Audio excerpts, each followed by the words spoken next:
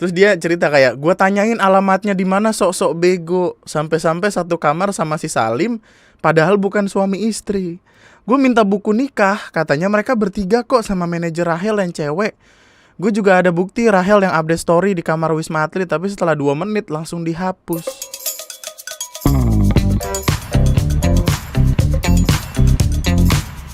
Hai, selamat datang di video gue kali ini dan selamat datang kembali di TNM.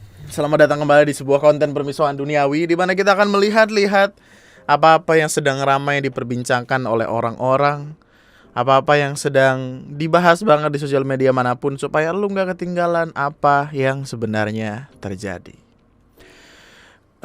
Pertanyaan pertama, wih gila dislike-nya 50.000. Apakah lu udah nonton video ini kawan-kawan? Video tentang interview dari Rahel V-nya bersama Boy William di channelnya Boy William, obviously. Videonya udah ditonton 2,5 juta orang dengan dislike 50.000. Wow. Padahal gue yakin orang-orang ngedislike ya karena ini, padahal ini channelnya Boy William sedih juga ya. Tapi seperti yang lu lihat di thumbnail dan judul video ini, kita akan ngebahas tentang sebuah perkara dari seorang selebgram ternama, satu-satunya orang yang berhak bahagia, dimana kita cuma ngontrak di dunianya 8 juta sebulan, setahun deng, sebulan mahal banget bang setahun. Orang yang lagi rame banget dibahas di mana-mana karena satu dan lain alasan, dia adalah the one and only Rahel V-nya. Rahel Buna V-nya, anjing Buna, ini manggilnya Buna. Sebelum masuk ke pembahasan sendiri, seperti yang orang bilang, tak kenal maka kata sayang, maka mari kita cari dulu siapa orang ini. Sebagai konteks supaya lu paham dulu nih, biar gak ribet-ribet nanya emang dia siapa bla bla bla. Rahel V-nya ini pertama kali banget pertama kali banget dulu kenalnya lewat sebuah aplikasi tanya jawab, sebuah sosial media tanya jawab bernama AskFM. Sebuah sosial media yang sudah lama tidak terdengar lagi karena tidak laku-laku banget. Dimana kalau lu lihat sih ini emang likes-nya cuma dikit ya, kayak 16.291. Tapi pada zamannya angka segini tuh gede banget loh. Even Awkarin cuma 1.000 loh. Awkarin. Kenapa kita jadi bawa Awkarin? Tapi wanita kelahiran Jakarta 23 September, ini salah ya, 23 September tahun 1995 itu terkenal karena beberapa sosial medianya, let's say AskFM, let's say Snapchat. Terus baru ketika AskFM ini mulai redup, dia pun pindah ke YouTube dan Instagram. Dia bisa dibilang sesepuhnya selebgram lah gitu. Jadi kayak lu bakal certified selebgram kalau misalkan lu udah sungkem sama dia gitu, karena dia awal-awal banget nih. Keterkenalan Rahel V-nya sendiri waktu itu kurang lebih sejalan sama keterkenalannya Awkarin. Dan mereka terkenal karena dua alasan yang sama, yaitu relationship goals. Sebuah kata yang notabene gimana ya, old school sekali gitu untuk kita. Karena gini, waktu zaman Awkarin rame sama pacarnya Gaga Muhammad yang bikin surprise Bederpati marah-marah bla bla segala macam, itu kan terkenal karena ya udah relationship goals mereka ditaruh di sosial media, orang-orang pada ngikutin dan sebagainya. Rahel V-nya hadir kurang lebih dengan cara yang sama, di mana pada akhirnya orang-orang mulai ngikutin dia. Well, selain itu juga dia dulu jualan obat pelangsing gitu loh. Terus kayak orang-orang mulai ngikutin banget. ABG zaman itu menyukai romantisme yang Rahel V-nya taruh di sosial medianya, di Instagram ataupun YouTube, di mana waktu itu dia masih sama mantan suaminya Nico Al-Hakim. Dan to be honest, gue aja baru tahu kalau dari dulu emang dulu sempat nggak berhijab, kemudian lepas lagi. Ya nggak sih? Jadi kayak sebelum pacaran sama Okin dia udah nggak berhijab nih. Waktu nikah berhijab, waktu core lepas. Dan anyway, konten-konten yang dia taruh di sosial medianya dia adalah ya gitu, kayak dia pacaran, pulang pergi keluar kota, jadi princess. I mean, ini adalah cita-cita anak muda zaman itu, men. Jadi princess. Lu pikir kenapa Ria Ricis dengar? Karena Ria Ricis jadi princess tuh. Dan ya gitu. Lu tau gak sih waktu itu ada temen gue yang bahkan sampai putus karena pengen banget gaya pacarannya disamain sama kayak Okin sama Rahel V-nya. Jadi kayak ceweknya marah-marah gitu, kayak aku mau keluar negeri, kalau nggak mau kita putus. Ya cowoknya kan nggak punya duit, goblok, segera ya udah putus aja gitu. Konten inilah yang sekiranya dianggap orang-orang sebagai cara yang vulgar untuk mendapatkan followers, karena ya cara mereka pacaran, bener-bener pacaran, keluar negeri berdua. Dimana dengan ngelihat itu orang-orang ya makin penasaran. Kemudian setelah mereka penasaran, mereka ngikutin kehidupan mereka berdua. Kurang lebih sama kayak dua orang lainnya deh, kayak Awkarin, Anya Geraldine, dan Rahel V-nya hadir dengan semua cara itu gitu. Terkenal lewat cara pacaran, relationship goals, dijadikan konten, orang-orang mulai seneng karena waktu itu ABG tidak punya panutan dalam jatuh cinta. Dan men, siapa yang gak pengen keluar negeri gitu. Sampai akhirnya mereka pun menikah. Mereka menikah tanggal 7 Januari 2017. 1717. Anjing, angka cantik. Gue curiga angka cantik datang dari dia, ada banget. Dan cara pernikahan mereka adalah dengan Disneyan princess gini, men. Ini tuh acara gede gitu. Gue ngeliat ballroomnya aja gue kepikiran berapa budgetnya sekiranya mereka keluarkan gitu. Mau nangis gue ngeliatnya. Mana ada ini lagi Batavia Dancer apa di belakang tuh. Waktu itu ini udah ditonton, viewsnya 10 juta. Masa iya sih 10 juta gak bikin impact apa-apa ke sosial medianya? Tentu ada dong. Dan ya udah, dia mulai jadi trend center. Bukan primadona apa? Junjungan ABG pada masanya. Dan itulah cara dia untuk mendapatkan followers. Kayak orang yang terkenal tuh akan jadi makin terkenal kalau dia konsisten di dunianya. Dan ya, followersnya Rahel V-nya tuh udah ada di angka 6 juta, man. That's a big amount of subscribers or followers, bla bla.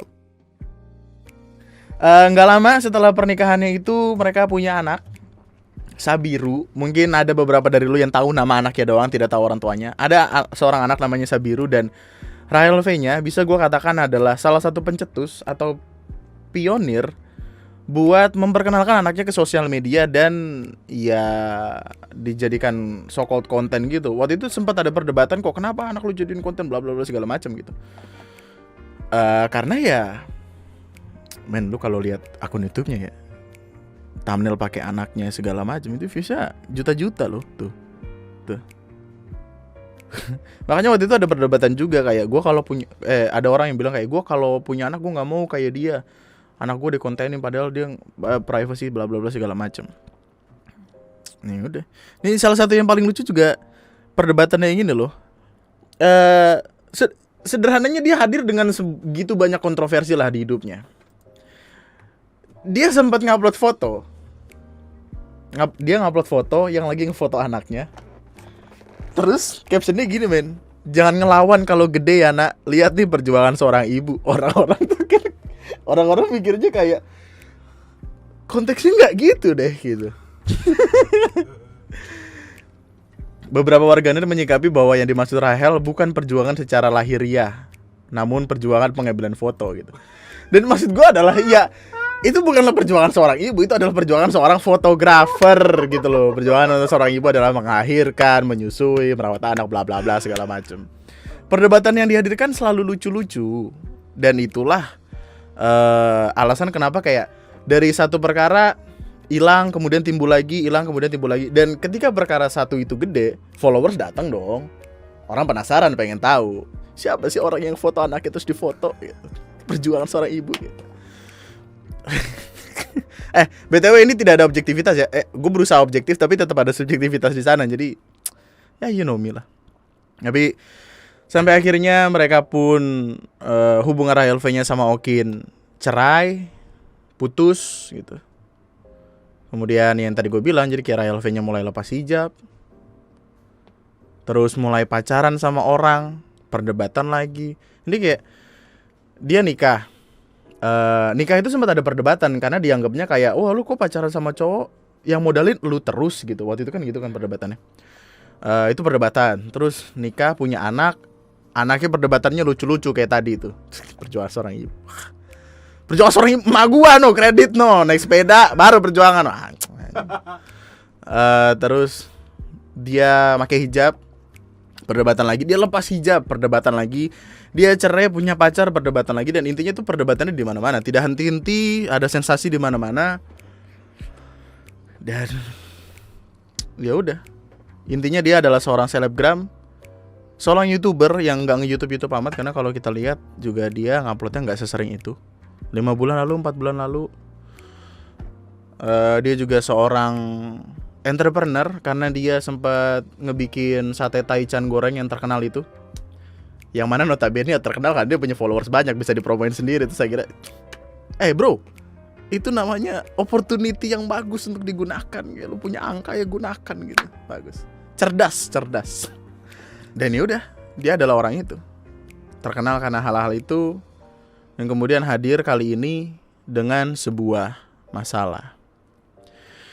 Kalau lu nanya tentang kenapa dia bisa diomongin orang sampai masuk trending Twitter, YouTube, Instagram, bahkan segala macam, semuanya bermula ketika ada selebriti papan atas di Indonesia, let's say selebgram, artis, YouTuber, diajak untuk ikut New York Fashion Week di New York dong, masa di Cibaduyut jauh dong.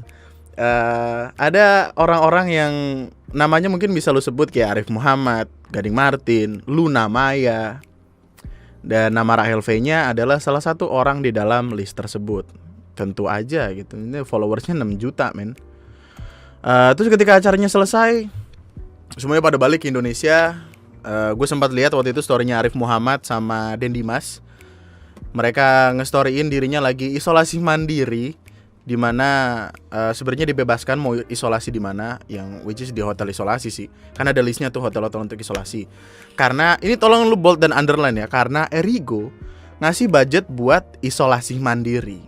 Nggak ada yang ngejelasin budgetnya berapa, tapi nggak mungkin sedikit dong. Mereka berani nerbangin selebriti ini ke luar negeri, budgetnya tentu nggak main-main. Gitu. Nah, dari wawancara yang ada antara Boy William sama Rahel V-nya bilang kalau dia pulang dari US itu tanggal 16.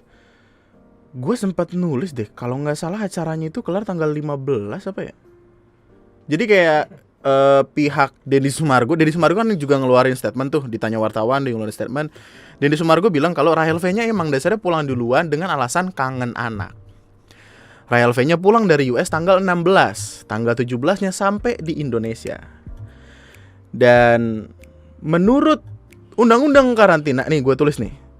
Menurut aturan karantina terbaru dalam surat edaran nomor 18 tahun 2021 tentang protokol kesehatan perjalanan internasional pada masa pandemi COVID-19 oleh Satgas COVID-19, seluruh pelaku perjalanan internasional baik warga pada saat kedatangan dilakukan tes ulang PCR dan diwajibkan menjalani karantina selama 8 kali 24 jam dengan ketentuan sebagai berikut.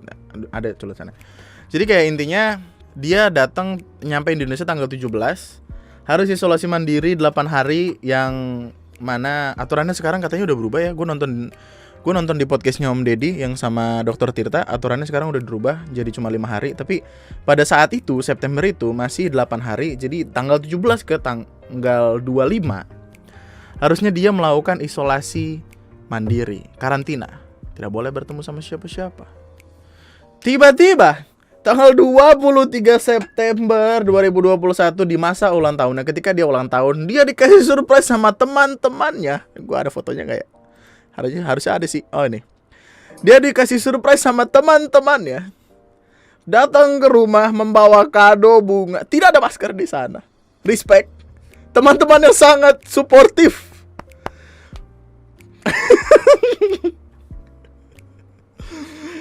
Ini gue nulisnya di sini, sungguh pertemanan yang solid sekali kayak fansnya Atta, ya. Tersolid, terkece gitu. Yang gue pikir ada lagi, maksudnya teman-teman ini apaan sih? Gini loh, ini adalah pelajaran untuk para selebgram sekalian. Gue bukan selebgram, gue nggak tahu apa itu selebgram. Tapi gini loh, Boyo kalau misalkan ngobrol tuh jangan cuma di kolom komentar gitu. Jangan yang kayak temen lu upload postingan lu di kolom komentar pada banyak kayak cantik segala macam, kagak. WhatsApp men, tanya ke temen lu kira-kira dia lagi ngelakuin apa gitu, karantina atau enggak gitu. Telepon, ada WhatsApp call namanya. Ini masa gue tunjukin sih? Ada WhatsApp call. Halo Rahel, kan lu baru balik dari Amrik nih. Masih karantina nggak ya? Kan bisa gitu. Kenapa tiba-tiba tok datang surprise mother father ya gitu. Elah. Gue juga nggak paham apa sih yang ada di kepala teman-teman ya. Apakah teman-temannya tahu kalau ada perkara itu, tapi mereka cuek karena Rahel V-nya pun cabut gitu? Atau emang teman-teman ini nggak tahu kalau Rahel V-nya harus karantina, kemudian mereka fuck it ayo gitu? Macam gini nggak mungkin dong. Dan BTW ini di repost loh sama dia.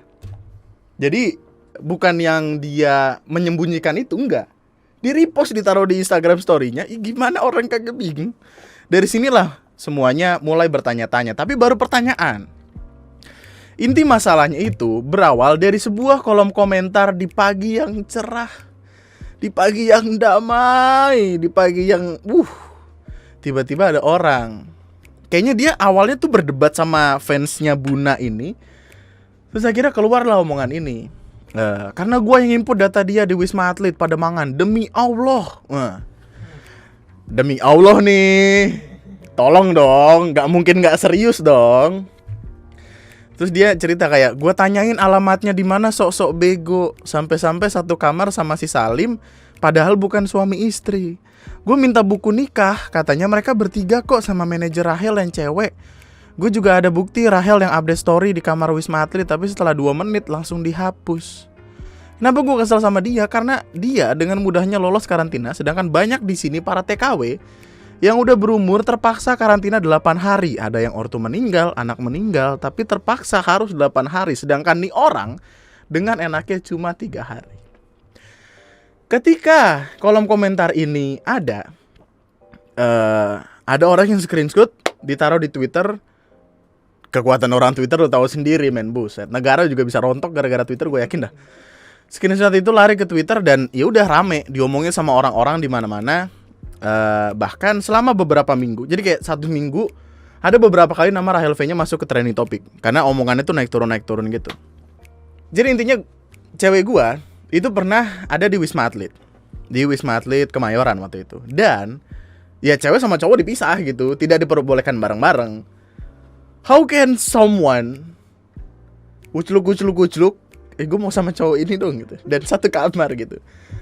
Gue nggak tahu apakah yang di Pademangan sama di Kemayoran itu beda.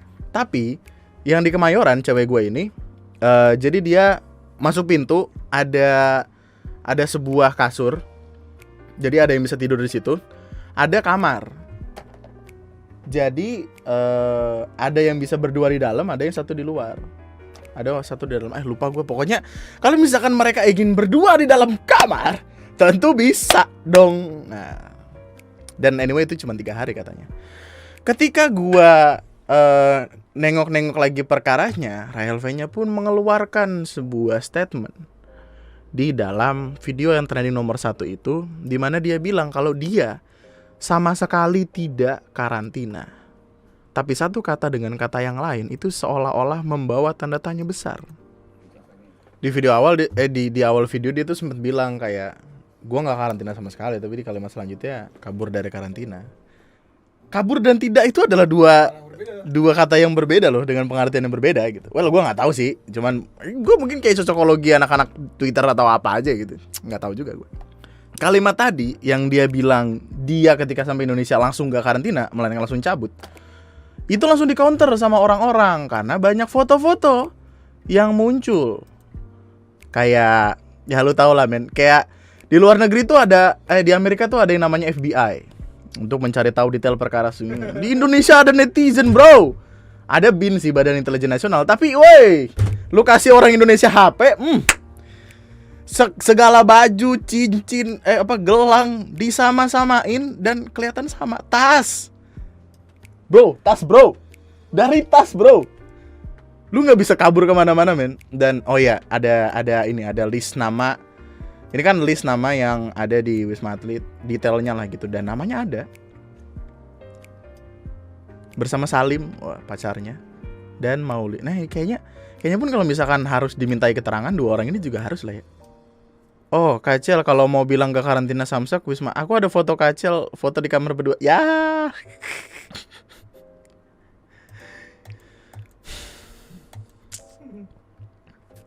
Aturan pertama dari menjadi influencer adalah don't mess with netizen, don't make a problem with netizen. Lu akan mati, men. Lu akan mati, men, asli, men. Matanya tuh di mana-mana gitu. Paparazzi kalah. Paparazzi kan adalah sebuah entitas pekerjaan untuk mencari tahu sekiranya artis-artis lu pada ngapain gitu. Netizen tuh tanpa disuruh orang lu. Emang pengen aja gitu, jiwa dari dalam diri. Nah, perdebatan lainnya muncul karena menurut surat edaran ini, bagi WNI, yaitu pekerja migran Indonesia, pelajar atau pegawai pemerintah yang datang dari perjalanan dinas luar negeri, bla bla bla bla bla, ditanggung dengan biaya ditanggung oleh pemerintah. Nah, bagi WNI di luar kriteria sebagaimana dimaksud pada angka 1, bla bla bla bla bla, menjalani karantina di tempat akomodasi karantina, yang mana mereka harus bayar. Ada orang di IG yang cerita kalau tidak bisa orang yang bukan PNS, yang bukan mahasiswa dirawat di Wisma Atlet. Mereka harus ya di hotel gitu. Itu juga kayak obrolan Om Deddy sama Nikita Mirzani gitu. Kayak ya dengan lu keluar negeri artinya lu punya budget sendiri dong. Lu udah punya duit, lu harus mempersiapkan A dan B yang harus dilakukan ketika lu balik dari luar negeri gitu. Dan pun Erigo ngasih duit loh. Tidak sedikit, tentu saja, gue yakin. Dan pun kalau misalkan Erigo gak punya duit, bro, lu adalah seorang artis. No, artis adalah kata yang berbeda. Lu adalah seorang selebriti, punya duit di mana-mana, masa iya sih tidak bisa di hotel gitu. Dari situlah orang menduga kalau Rahel V-nya ini minta bantuan dari. Jadi anak gua pengen banget mangga nih, ngidam gitu, asli ngidam banget pengen mangga. Apapun akan gua lakukan dong gitu supaya anak gua bisa makan mangga itu.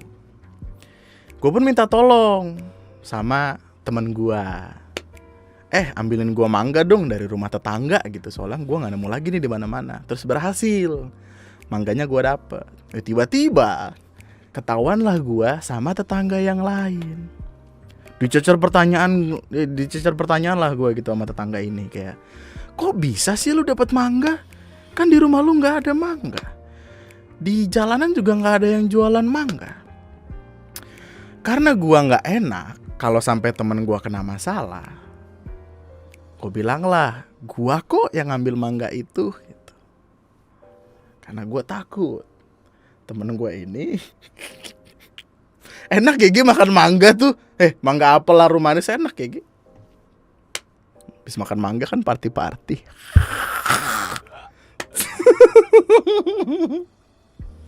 Selain itu, yang orang-orang sebelin juga adalah alasan gak masuk akal yang dia pakai buat ngelakuin semua apa-apa yang dia lakuin.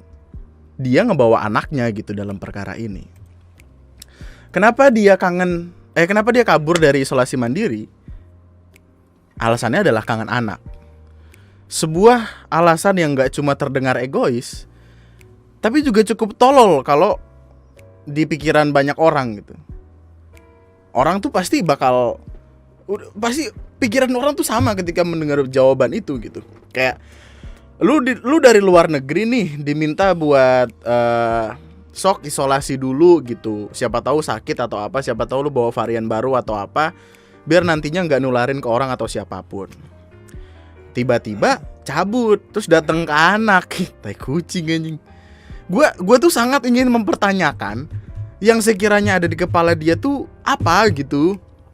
Karena ini nggak sekali dua kali loh dia ngebawa-bawa anak sebagai kartu as buat keluar dari semua permasalahan yang ada gitu.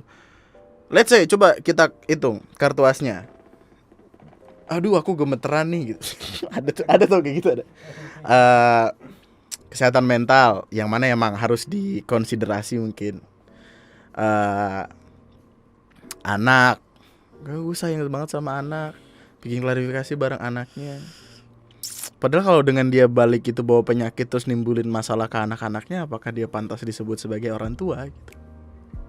Dan yang yang ada di kepala gue lagi adalah orang tua bangsa mana sih yang sekiranya tuh minta surat tugas. Jadi di klarifikasi ini dia kan cerita kalau dia itu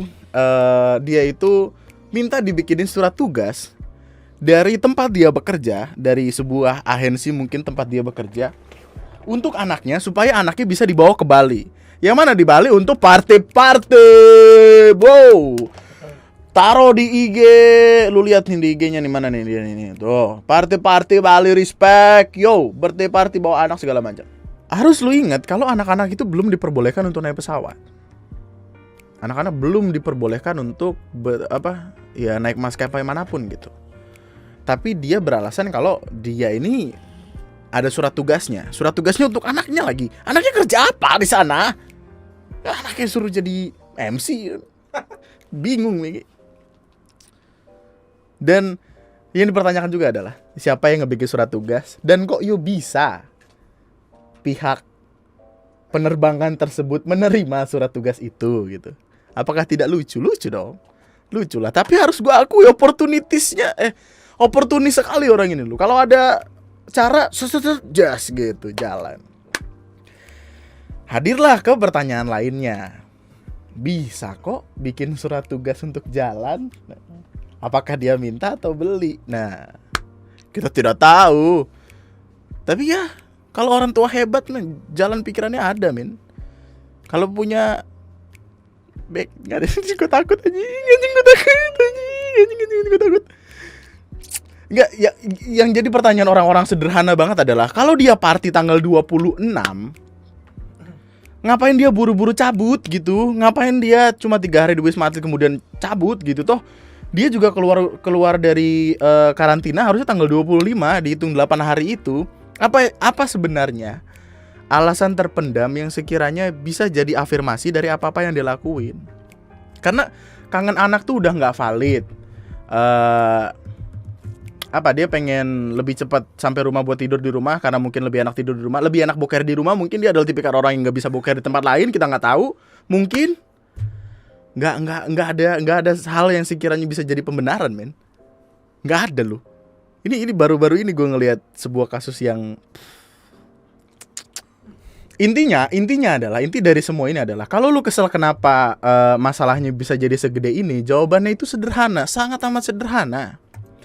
Orang-orang itu kesel sama cara dia meremehkan semua aturan yang ada, sama cara dia buat cabut dari aturan yang seharusnya dia lakukan. Orang-orang itu emosi karena dia kabur dari karantina ketika banyak orang-orang yang harus nahan kangen dan nggak bisa ketemu sama keluarganya, mesti di karantina dulu. Banyak, sebut aja nama kayak orang-orang yang baru balik dari Olimpik waktu itu. Let's say Nikita Mirzani, Nikitanya juga dia menceritakan hal yang memang semestinya ada gitu. Orang-orang tuh kesel ngelihat dia party di Bali lagi, disurprisein segala macem. Ketika yang lain tuh mesti nangis di karantina karena nggak bisa ngelihat masa-masa terakhir sanak saudara mereka yang meninggal karena COVID. Itu kan alasan kenapa ada yang ngebocorin semuanya di kolom komentar at the first place. Karena orang ini tuh merasakan ketidakadilan gitu. Itu kan kenapa Nikita Mirzani jadi ikut-ikutan bikin podcast sama Om Deddy ngomongin semua masalah yang ada gitu. 59 menit loh. Ada satu orang yang meremehkan aturan dan ketika aturan itu dianggap serius sama mayoritas yang lain, masalahnya jadi gede karena orang merasakan ketidakadilan. Atau ya emang pada dasarnya banyak orang yang gak suka sama dia aja gitu, karena banyak. Dan itu adalah sebuah resiko yang emang harus lu miliki sebagai seorang let's say influencer dengan ini dan itu masalah yang lu lakuin gitu. Nah masalah dia gak cuma satu, men, banyak. Yang dulu juga ada. Gua akan gini. Mari kita masuk ke pertanyaan lainnya. Kan pertanyaan kenapa dia rame udah kejawab. Mari kita masuk ke ke beberapa hal lainnya yang sekiranya ada di kepala gue ketika perkara ini ada. As someone yang yang ngefollow seseorang, let's say selebriti atau orang-orang di sosial media yang terkenal suka ngepost kegiatan hariannya, kita tuh bisa ngelihat sesuatu salah ketika seorang selebgram yang notabene secara terus-menerus ngasih update tentang hidupnya tiba-tiba nggak ngupdate apa-apa, tiba-tiba nggak nongolin apa-apa selain endorsan. Dia tuh kayak pengen berusaha untuk, wah gue gak ngepost apa-apa deh biar gue dikiranya karantina. Mungkin dipikiran aja. Tapi orang tuh malah mikirnya kayak, loh kan lu suka apa-apa ngepost, masa karantina gak ngepost gitu. Orang-orang yang lain tuh kayak tadi yang gue bilang, Arif Muhammad dan Dimas, Luna Maya even, mereka tuh ya udah update tentang apa yang sekiranya mereka lakukan, yaitu isolasi mandiri tersebut. Kalau gak ada ya dipertanyakan. Tiba-tiba bener aja. Dan yang paham tuh netizen lu, tidak badan hukum. Belum, waktu itu belum. Yang menyadari pertama tuh netizen. Terus pertanyaan yang kedua, siapa agensi yang sekiranya ngasih kerjaan ke Rahel V-nya, terus ngasih surat tugas buat anaknya terbang ke Bali? Karena itu bisa jadi perkara juga loh, asli. Kalau misalkan Rahel V-nya ini mau buka suara tentang siapa aja yang ada di baliknya dia, kayak yang dibahas sama Om Deddy, Dr. Tirta sama Profesor Zubairi ini,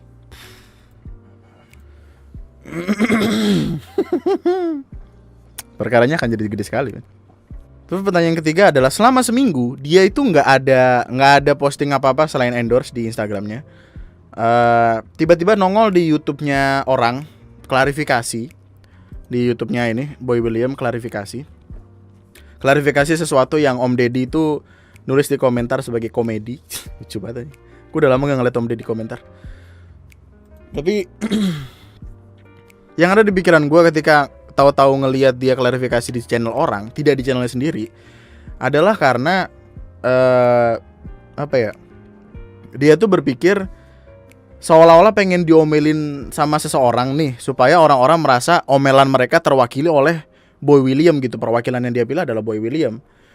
Jadi biar, ini tuh kayak kasus beberapa waktu lalu itu loh, dimana ada artis yang bikin masalah, kemudian dia datang ke orang terkenal untuk let's say diomelin supaya netizen merasa terwakilkan dan berhasil gitu. Tapi untuk perkara ini tidak, men.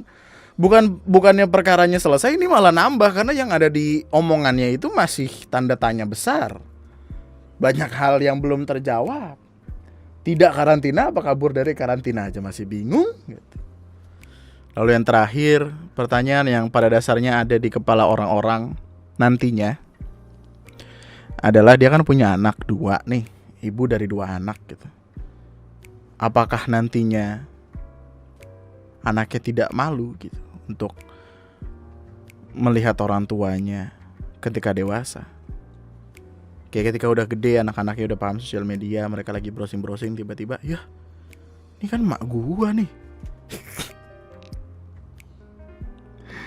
Kalau kangen itu kalau kangen anak, kalau sayang anak, bukankah salah satu cara terbaiknya adalah dengan tidak membuatnya malu di kemudian hari?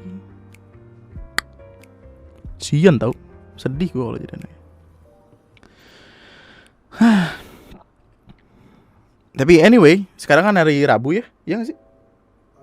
Selasa, Rabu juga. Oh iya, sekarang hari Rabu. Dia bakal dipanggil ke kepolisian hari Kamis. Dan kalau lu nonton interviewnya ini juga, dia bilang ada beberapa hal yang tidak bisa dijawab secara full, karena itu nantinya akan masuk ke laporan ke kepolisian. Jadi kita tunggu aja hari Kamis tanggal 21 Oktober 2021. Omongannya bakal kayak apa, kelanjutannya bakal kayak apa. Tapi kalau misalkan tidak dihukum secara orang-orang nantinya takutnya akan menggampangkan sebuah aturan, dan aturan itu nantinya akan ya dianggap remeh sama orang-orang gitu. Lalu misalkan pada akhirnya dia cuma didenda 100 juta,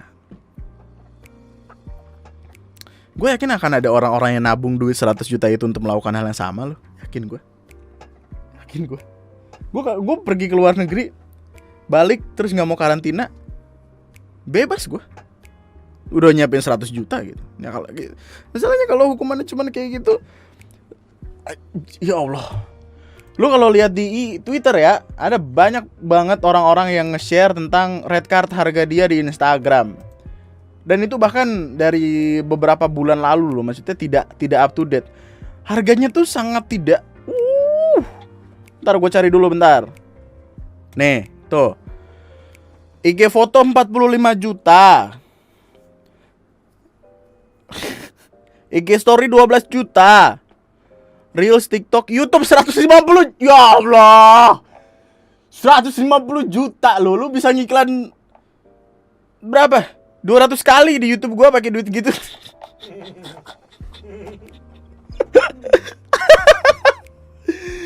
Dengan sekali dia endorse di YouTube, dendanya hilang loh. Selesai. Gimana? Akan ada orang-orang yang nabung nantinya. Well, kalau orang kaya nggak usah nabung lagi, duit mereka banyak gitu. Mungkin sekarang gue akan minta gitu, kayak gue akan nanya pendapat lu gimana tentang perkaranya sendiri. Lu bisa tulisin aja di kolom komentar di bawah. Gue nggak bisa ngebahas terlalu dalam juga, karena ya seperti biasa. Ada mangga. Kita suka mangga. Tapi kabar terbaru yang gue lihat sekarang ya, ada orang-orang yang komentar di video klarifikasinya itu. Oh ini apa nih? Bohong dia, orang dia sempat bikin SG di Wisma Atlet pas karantina 3 hari, tapi 2 menit langsung dihapus. Malu ya kalau anak-anaknya tahu emaknya tidur bareng pacar sekamar.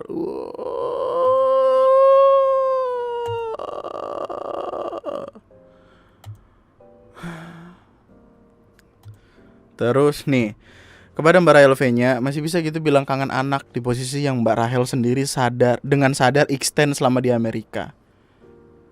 Oh ya. Belum lagi teman Mbak Rahel, Armu, juga ninggalin anak dan istrinya sedang hamil besar. Mbak Rahel, saya pun harus masih karantina mandiri setelah saya sudah dinyatakan negatif COVID. Pada saat itu mama saya meninggal dunia 4 Juli 2021 di Purwokerto. Saya karantina sekitar 3 minggu di Jakarta dan masih 1 minggu lagi saya harus karantina. Kayaknya kemarin ada yang komen gitu loh, komen komplain tentang IG story-nya. Jadi kayak ada orang ngepromoin something gitu di nih Karma is real katanya. Jadi dia ngepromoin endorse gitu ke orang ini. Tapi si Rahel V-nya bilang kalau barangnya fake gitu, tapi duit endorse-nya nggak di-refund. Bahkan kamu nggak perlu chat aku. Well, ini masih tanda tanya ya. Maksudnya tidak semuanya yang ada di kolom komentar itu pasti 100% benar, tidak gitu. Tapi dengan kalimat-kalimat seperti ini, emang ya something went wrong aja dalam hidupnya dia. Dan awalnya gue pikir cuman pasangannya atau mantan suaminya yang problematik. Ternyata emang kita pada dasarnya akan dipertemukan oleh orang-orang seperti kita. Berkacalah, maka seperti itulah jurumu kelak. Jadi problematikanya akan selalu ada. Tapi anyway, it's been nice to talk with you guys. Udah lama tidak ngobrol-ngobrol. Sekalinya ngobrol panjang. Bahasannya juga fafifu was. Ada banyak tanda tanya, titik-titik yang tidak bisa diisi karena masih harus melewati proses pemeriksaan. Dan pemeriksaan kepolisian lagi. Cuman tolong lah, 150 juta buat iklan di YouTube. Paling juga berapa menit? 2 menit kan maksimal. Iki foto 45 juta. Ya Allah, gue ngupload foto kucing gue. Itu aja. Subscribe, like, komen, apapun itu, you know lah. Selamat tidur, selamat makan, apapun yang lo lakukan. Mari ketemu di kolom komentar dengan semua bahasan yang ada. Ini kayaknya gue juga sadar tahu kalau ini tuh rasanya rada-rada telat gitu buat dibahas. Tapi ya iris waridis. Nama gue Andri. Sekian dan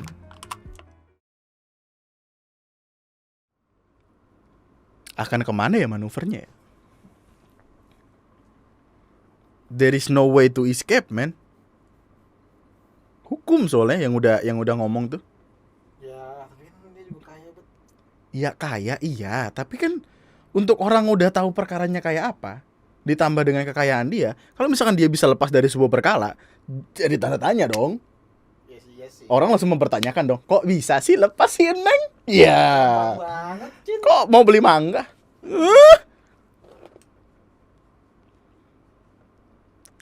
Kemarin Om Deddy kayaknya Om Deddy naruh di kolom komentar siapa gitu. Terus di kolom komentarnya itu Om Deddy bilang kayak hati-hati,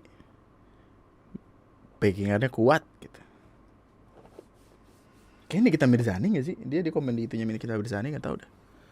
Dia menyeramkan sekali men. Iya, gue liat itu. Menyeramkan sekali. Naruh badan gitu. Jadi kayak dia naruh badan buat, dia punya masalah, dia naruh badan supaya dia tidak kena masalah yang lain dalam hidupnya. And it is what it is, yo. Sampai jumpa di video gue selanjutnya. Thank you, respect, parah. Love you all so much. Seminggu sekali banget nih upload bang. Ya elah, omelin aja IG gue. Bye, thank you.